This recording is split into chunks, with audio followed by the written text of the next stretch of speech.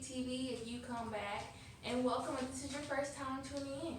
Today is going to be a business version of my channel. Usually I talk about traveling on my vlogs, but I'm going to talk about business today. Recently I attended a workshop entitled Starting Your Small Business or Starting a New Business. And as you all know, if you do watch my channel, I wear a few hats, one of them being I'm in the Air Force. I work in the corporate world, I'm a graduate student, and also alongside from that, I own my own business. I am a life coach, and obviously I'm a YouTuber. So I wanted to kind of share what I learned over the weekend. It's not fair to just keep all this knowledge to myself. I know somebody that's watching this is wanting to start their own business or already has their business and may need some pointers or some of the information that I learned over the weekend. Keep in mind, you guys, I'm having a severe frontal lobe migraine right now, so I'm going to try my best to appear normal even though I'm dying inside. Like, I really don't feel good, but like, I had a couple of hours to kill before bed. I didn't want to just waste it laying around with ice on my head, so we're going to get to it. While you're here, make sure you subscribe and follow my social media. I'll put it in the box below. So the topics I'll be touching on today are knowing your options, entrepreneurship characteristics, making it legal, and lastly, I'll talk about funding and cash management. So if you want to know about those things for your business, stay. All right, let's get started. Topic number one is knowing your options. So you can start a new business, you can buy a business, you can buy a franchise, you can do a home-based business, and you can have an online business, but I'm only going to touch on starting a new business and having a home-based business. So with starting a new business, there's advantages and disadvantages. One of the advantages being you're not hampered down by any other previous images or technologies. Like, you can start from scratch and do your own thing. You can choose your location, your name, your logo, and your relationships.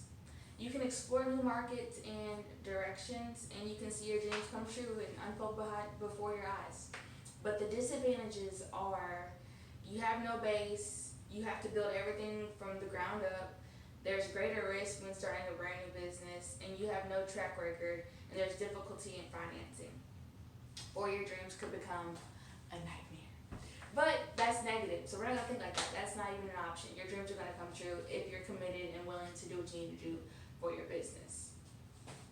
As far as the home-based business goes, the advantages are it's convenient. Your home is your work location. It's less expensive because you don't have to pay rent for another building. You're just paying for your home. You have a flexible schedule because you're at the house. And there's tax advantages, like you can write off the square footage of where you're working at. So say you have like a business office, when you're doing your taxes, whatever the square footage is in that room is the square footage you can write off. Entrepreneur characteristics. They include being a self-starter, consistent, resourceful, responsible, a hard worker, persistent, not hard-headed, but persistent. You know what you want and you're persistent on your idea. You're healthy and you have a supportive family. Sometimes your family be hating, but if you're lucky like me, you have people that support you and believe in what you're going to do. But if you have a family that is negative and that does hate, don't tell them everything. Just do what you got to do. Speak with your mentor or whoever you're speaking with and get things done. Another thing that you have to do as an entrepreneur is be multiple things. You have to be your own marketing person, your own salesperson, your own product person, your own customer service person. You have to wear multiple hats. The first things first with marketing, marketing is anything to do that you do to keep a customer or to get a customer. That is marketing. That's a strategy you use to create a desired purchase for somebody.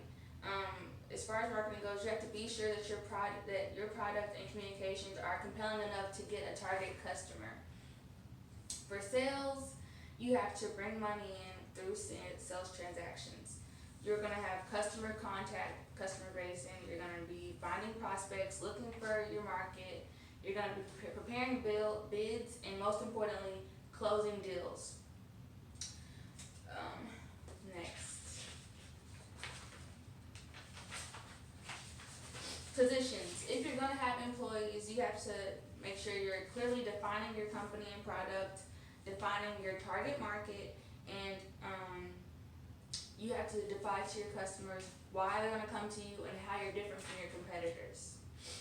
Branding, in a nutshell, branding is basically name recognition. You have to have a market identity, and you do that by figuring out who's going to buy my product, who am I going to market my services to. And you want to make sure that they're going to want to buy whatever you're selling. Prices. You want to have a consumer reaction. Basically, where do you think your market is? And where your market is based on how much your product is going to be, because certain geographical areas have different money coming in. Cost-wise, you want to know how much is my item going to cost, how much is going to cost to make my item if you're going to have products. You want to know how much your competition stuff is, and you also want to know the credit terms and the discounts you're going to use. For example, are you going to do net 30, like your bill's going to be due every 30 days, or are you going to get paid right away for your services? Because the more days that you give your customer to pay you, the more you're liable for whatever that cost is. Versus if you get paid right away, you want your responsibility for that cost. Competition. You want to know the size of their operation, the number of employees they have. You want to know all the services they provide, so you can provide something different that they don't, even if y'all have the same exact thing. You want to make personal visits and observations, benchmark, go around, see what they are. Just be low key about it. Don't make it obvious you're a competitor, but you want to check out what's going on around you. You want to know how much it'll cost you to have suppliers and contractors who are going to be working with you in your business. And you also want to know where the areas are for your business. So a person in the workshop had a good example. His dad owned a restaurant, and he said that before his dad opened his restaurant, he literally just drove around for months and months, just drove around. And he said that he got to the point where he was like, Dad, you're not opening a restaurant. But like nine months later, his dad was like, I want it here. And it was literally nothing in that area. His dad did his research by driving around, seeing what kind of traffic comes in that city, what kind of traffic is coming out. And that way he knew. Right. Next, we're going to talk about making it legal. So finally, as far as business forms go, you need to figure out if you want to have a sole proprietorship, if you want to have a partnership, or an LLC. Insurance and regulations.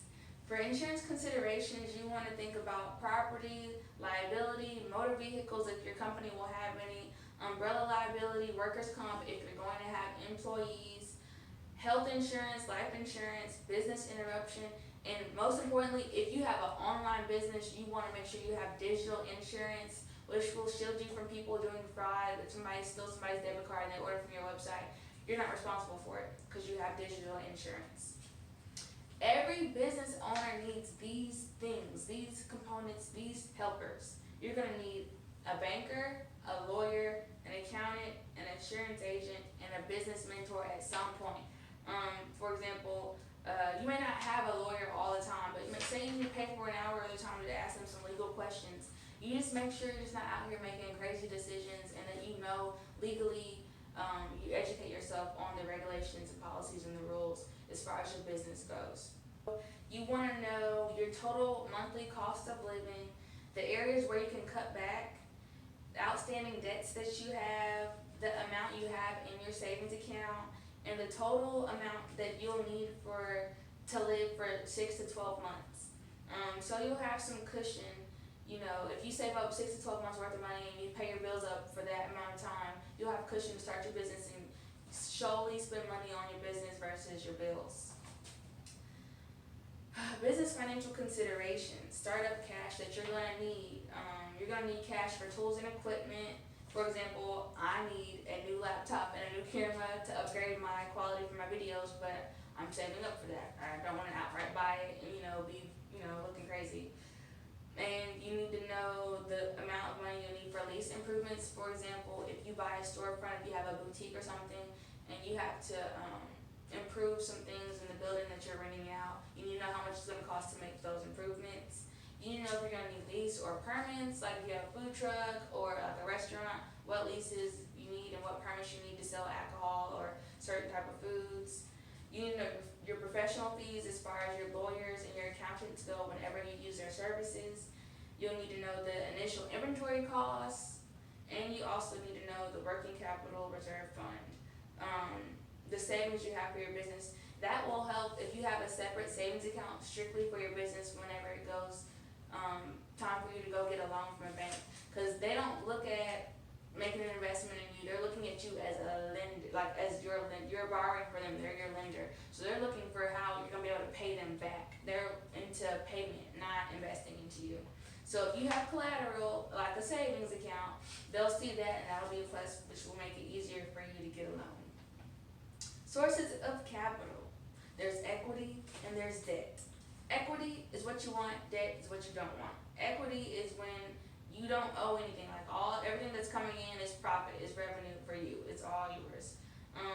That includes personal savings, family and friends, giving you little loans here and there, or your partner's contributions as far as giving money up, or profits retained in your business. Debt signifies no ownership. So say you got a loan and you got a business building with that loan, you're in debt. You don't really have any equity because you owe still. So if you can not get a loan, don't. So how lenders view you. They view you as a borrower, not an investment. So they're looking at things like your character, your commitment, your credit rating, your cash flow, your collateral, like the savings account I was talking to y'all about, the 6 to 12 months saved up that you have in that business account, your industry knowledge, the research that you've done on the industry that you're entering in. They're looking at your personal investment, how much you've already invested in yourself, how much skin in the game do you have. Like, they're not gonna put more in than you have, And they're gonna look at your financial history. Do you pay your bills? Do you pay your bills on time? Those are all the things that a lender is looking at, and your management skills as well. Lastly, cash. It says on here that cash is the most important asset, but in actuality, you're the most important asset, because if you're not good, your business won't be good. But cash is very important. You want to make sure you open a separate business account. You do not want to mix your personal funds with your business funds. You want to deposit all your receipts and keep them intact for tax reasons. Like, for example, it's also important to have a business fund, because when it comes to filing taxes, you can write off business lunches and dinners, or you can write off maintenance or mileage on your car. You can't do both. So it's important that you keep all your receipts for those reasons, and to have a separate account for those reasons in case the IRS audits you and they see that you're just using it all from your personal account. That's a red flag, and you can get in trouble for that. So you need to make sure that you get in touch with a banker or an accountant, and you can get more details from them with how that works, because I know things, to a certain extent, but I'm not an accountant. So they can educate you more as far as write-offs for your taxes. You need to make sure that you reconcile your bank accounts monthly. Like, every month you're going in and you're seeing movement that's coming in and out, and you know what's going on, and you're making notes whenever you're taking money out of the bank in your accounts. You need to make sure that you prepare and maintain a cash forecast for at least 6 months ahead of time. So you need to have a forecast to know your expenses for the next 6 months, what you're expecting to come in for the next 6 months, so that way you know the activity of your money and you have a forecast of what may happen, and it gives you an idea of the projections that you need to make. So you guys, that is all I have for you today. So far, I have went over knowing your options, entrepreneur characteristics, making it legal, funding, and cash flow management. I've talked to you about all those things. If you have any questions, let me know down below. But mostly, go to professional, because I only know so much. I just shared with you what I learned from this workshop this weekend. I'm not an expert on these things I'm talking about. I just wanted to share what I found out. I wish you all good luck with your endeavors, and also do not forget to subscribe and share this video. Thank you for tuning in, and I hope you all come back, and I hope you got something from this. Bye.